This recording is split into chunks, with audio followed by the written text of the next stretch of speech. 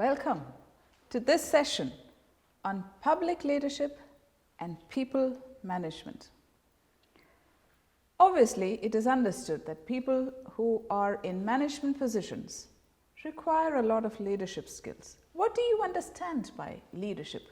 What are the certain qualities that a person needs? Essential qualities that a person would require to be a good leader. Probably some of the thoughts that come into your mind is that the person should be confident, should be able to speak well, should be a good negotiator, probably work really well with a team. A leader should also be someone who can cast a vision, should be able to see far, understand exactly how a team must operate, must be an encourager, a motivator, a mentor, and so many things. Obviously, everybody may not have all these qualities, but it is very important that those who are in the management positions of public sector companies are also given leadership skill training in case they lack it somewhere.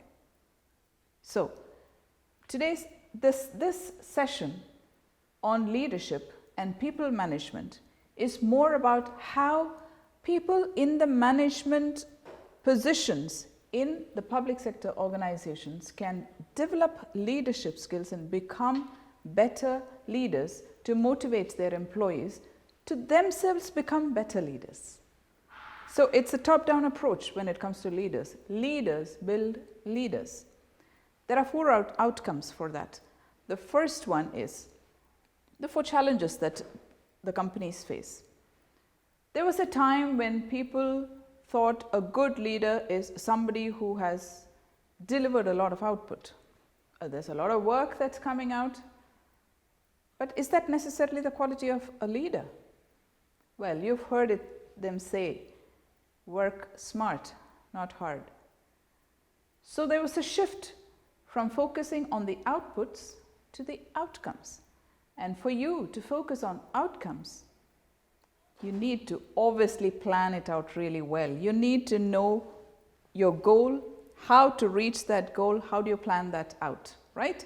So, once they realize that output does not really translate into leadership and it is about outcome, people were encouraged to think and connect their actions, their work to specific results. Right? That's how targets came into play. They started putting out targets and goals and specific results, and then they started working backwards so that their actions would bring out the necessary and desired outcome instead of just working blindly every day, day after day. There was also this paradox of innovation and creativity. For anyone to innovate or to put on their creative caps and come out with different innovative ideas, you have to be a risk taker. But the public sector companies were not really very keen on risk taking. They were very, very secure in their environments. And so there's always this paradox. Unless you take risks, you cannot really innovate or become creative. And so it was very important that the mindset of the public sector needed to change for innovation and creativity to take place in that organization. Because you are in the public sector, because you are in the public, these companies were subject to a lot of scrutiny by governments, by the law, by people, and so everything that they were doing were actually being evaluated and scrutinized by a lot of people. And so it was very important for public sector companies to do the right thing.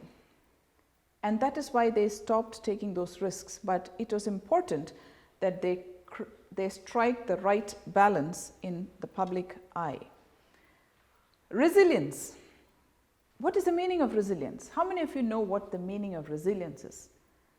Resilience is the ability to bounce back even after you have fallen. It was very important for leaders in the public sector companies to keep up with expectations, and so when the expectations are very high and the leaders don't really have enough resources or support from the organization, they would obviously get discouraged and not have the motivation to go on. And so it is very, very important that in a place like a public sector company where there's so much of stress, considering the factors that we have mentioned today about the focus being on output and the focus and the company being in the public eye and not being risk takers, it was very stressful to work in a public sector organization. And so it was very important that these leaders were given the motivation or the training to develop relationships and keep communication lines open, which is not very common in public sector companies. Communication lines were not really open